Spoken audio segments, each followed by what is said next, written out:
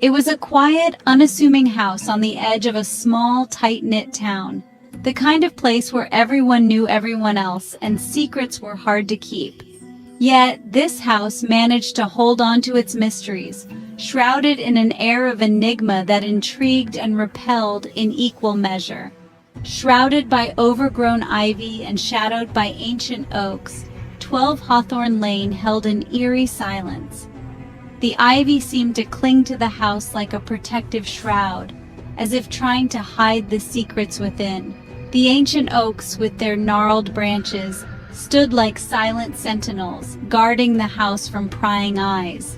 Most townsfolk steered clear, dismissing the occasional creaks and groans as the complaints of an aging structure.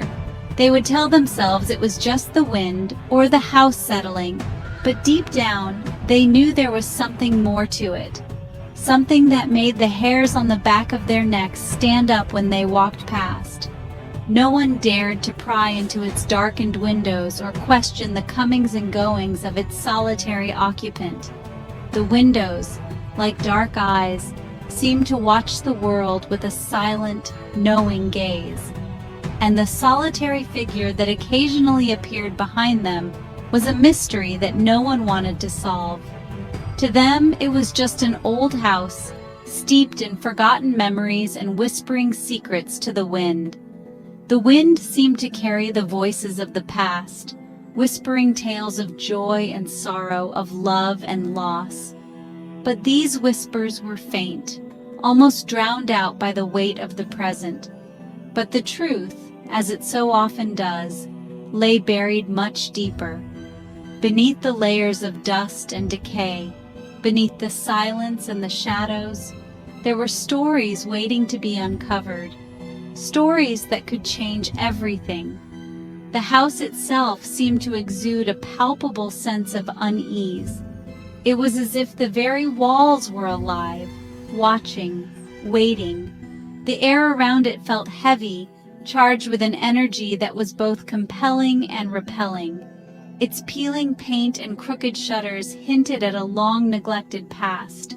A past that was once vibrant and full of life, now reduced to a mere shadow of its former self. The neglect was evident in every crack and crevice, in every flake of paint that fell to the ground. The yard, once a symphony of vibrant blooms, now lay choked with weeds and tangled vines. The flowers that once brought color and life to the house were now replaced by a wild, untamed growth that seemed to mirror the chaos within. A rusted swing set swayed gently in the breeze, a haunting reminder of happier times long gone. The creak of the swing was a ghostly echo of children's laughter, now replaced by an eerie silence that seemed to hang heavy in the air. A sense of foreboding hung heavy in the air, a chilling premonition of the horrors that lay hidden within those decaying walls. It was as if the house itself was warning anyone who dared to come too close, to stay away, to leave its secrets undisturbed. Locals whispered tales of a reclusive man who kept to himself, his face hidden beneath a wide-brimmed hat. He was a figure of mystery, a man who seemed to exist on the fringes of their reality, always there, but never truly seen. He was a man of few words, his groceries delivered and left at the edge of the property. The delivery boys would leave the bags and quickly walk away, never daring to look back, as if afraid of what they might see. His name, whispered in hushed tones, was Harold Grayson, a name that carried with it a weight of mystery and intrigue, a name that was spoken with a mix of fear and curiosity. No one knew where he came from or what secrets he held. He was a puzzle that no one could solve, a riddle that remained unanswered, and perhaps that was for the best. But within the walls of 12 Hawthorne Lane, a nightmare was unfolding. A nightmare that was waiting to be discovered, waiting to be unleashed. And when it did, it would change the town of Hawthorne Lane forever. The night was thick with the promise of a coming storm, the kind that makes the air feel electric, charged with an impending sense of doom. The air was heavy and still, as if the world itself was holding its breath, waiting for something to break the tension. A lone figure, small and frail, stumbled out of the darkness and into the harsh glare of the streetlights. Her movements were erratic, each step a struggle against the weight of her ordeal. Her clothes were torn, her hair matted with dirt and sweat, a testament to the horrors she had endured. Her eyes, wide with terror, darted from side to side, searching for any sign of pursuit. Every shadow seemed to hold a threat, every sound a potential danger. This was Emily Carter, and she had just escaped from hell. Her mind raced with the memories of her captivity, each one more horrifying than the last. For months, Emily had been held captive inside 12 Hawthorne Lane, a place that now seemed more like a nightmare than a real location. Lured there under false pretenses, she had been imprisoned in a damp, windowless basement. The walls seemed to close in on her, the darkness a constant, suffocating presence. Her days were a blur of fear and uncertainty, punctuated by the sounds of her captor's footsteps echoing above. Each step was a reminder of her helplessness, a cruel taunt that freedom was just out of reach. She had lost all track of time, her only companions the rats that scurried across the cold concrete floor. Their presence was both a comfort and a curse, a reminder that she was not alone, yet utterly isolated. She had almost given up hope. The days blended into nights, and the nights into an endless void of despair. But something deep inside, a flicker of defiance, refused to be extinguished. It was the small, stubborn spark that kept her going, that whispered to her that escape was possible. And so, she waited for her chance. Every moment was a test of her patience, every sound a potential opportunity.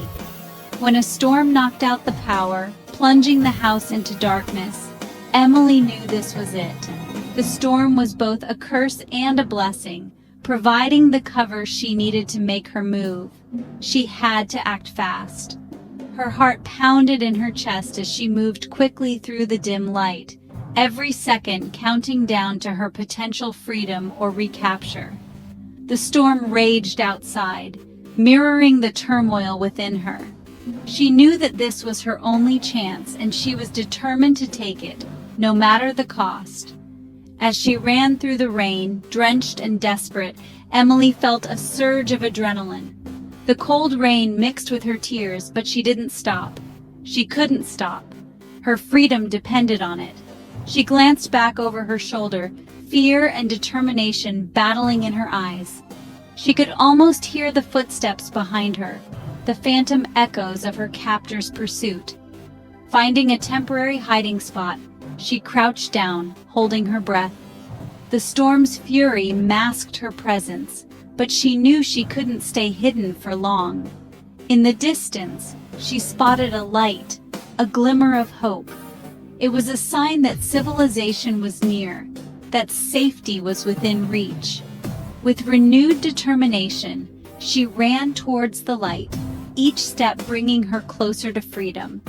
The storm raged on, but Emily Carter was no longer a prisoner. She was a survivor, and she was free.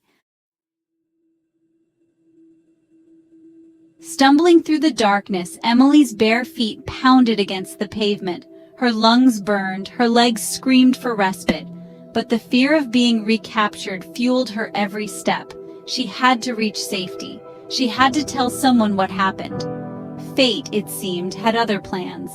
As Emily rounded a bend, her body finally gave out. She collapsed onto the sidewalk, her vision blurring, her strength fading. Just when all hope seemed lost, a pair of headlights pierced the darkness. A car, its engine humming softly, came to a stop beside her. The driver, a young night nurse named Sarah, was on her way home from a long shift. She had seen Emily's crumpled form lying by the road and pulled over, her instincts kicking in. Sarah immediately recognized the signs of distress and gently coaxed Emily into her car. Emily, weak and terrified, could only whisper a single word, Help! Section 4. Unmasking Evil. Sarah rushed Emily to the nearest hospital. The emergency room sprang into action. Doctors and nurses worked tirelessly, their faces etched with concern as they assessed Emily's injuries. Her body was a roadmap of her ordeal: cuts, bruises, and signs of severe malnutrition. But it was her eyes that told the true story, reflecting a depth of pain that sent chills down the spines of the seasoned medical staff. As Emily drifted in and out of consciousness, she mumbled fragmented sentences, each one a piece of a horrifying puzzle. Sarah, her hand resting reassuringly on Emily's arm, listened intently. She pieced together the location of the house, the name of the man, the horrors that Emily had endured. The police were called immediately. Armed with Emily's fragmented testimony and Sarah's quick thinking, they descended upon 12 Hawthorne Lane. The house, shrouded in the pre-dawn mist, stood silent and menacing. But this time, its secrets would be revealed. Section 5. Whispers from the Basement. The title alone sends shivers down the spine, hinting at the dark secrets that lie beneath the surface. The officers approached the house with caution, their senses heightened by the eerie silence of the night. The moonlight cast long shadows, making the old house appear even more menacing. The heavy oak door creaked open as if reluctant to reveal the horrors within. It groaned under the weight of years of neglect, each sound echoing like a ghostly whisper. A musty odor, a mix of decay and something far more sinister, hit them like a physical blow. The air was thick, almost suffocating, filled with the scent of rot and despair. The house was eerily silent, save for the steady drip of water from a leaky pipe. Each drop seemed to count down the moments until something terrible would be revealed. Gun drawn, the officers fanned out, their footsteps echoing through the empty rooms. Every creak of the floorboards, every rustle of the wind outside, heightened their sense of dread. Up the creaking stairs they went, each step raising the tension. The old wood protested under their weight, as if warning them to turn back. The air was thick with anticipation. Every corner, every shadow seemed to hide a secret, waiting to be uncovered. They found rooms filled with strange artifacts, books on obscure subjects, and items that seemed to belong to another time, another world. The walls were adorned with disturbing drawings, images that seemed to come from the darkest corners of the human mind. Each drawing told a story of madness and despair. But there was no sign of Harold Grayson. The man they were looking for seemed to have vanished into thin air, leaving behind only his dark legacy. And then they discovered the basement door, hidden behind a bookcase. It was as if the house itself was trying to keep its darkest secret hidden. The air in the basement was thick and fetid, the only light emanating from the officers' flashlights. The beams cut through the darkness, revealing glimpses of the horrors that lay within. As their beams danced across the room, they revealed a scene that sent chills down their spines. The basement was a place of nightmares, a place where unspeakable acts had been committed. Chains hung from the walls, their metal cold and unforgiving. They spoke of captivity, of suffering, of lives torn apart. A crudely constructed cot lay in the corner, a thin stained blanket the only offering of comfort.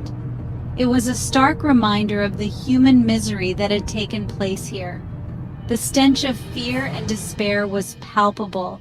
It clung to the walls, to the very air they breathed, a testament to the horrors that had unfolded in this dark, hidden place. This was not just a basement. This was a dungeon, a place where hope had been extinguished, where the darkness had consumed everything. The officers knew they had uncovered something truly evil, something that would haunt them forever.